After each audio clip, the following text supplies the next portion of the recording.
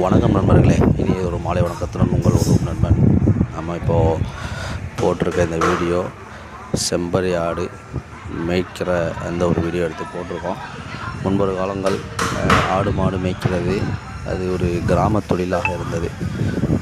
படிக்காத அந்த கிராமத்து மக்கள்கள் செய்யக்கூடிய தொழிலாக இருந்தது. ஆனால் இன்றைக்கி இருக்கிற காலகட்டத்தில் பார்த்தோம் அப்படின்னா படித்தவர்கள் முதற்கொண்டு இன்றைக்கி வீடுகளில் பண்ணை முறைகளில் ஆடுகளை மாடுகளை வளர்க்க ஆரம்பிச்சிட்டாங்க.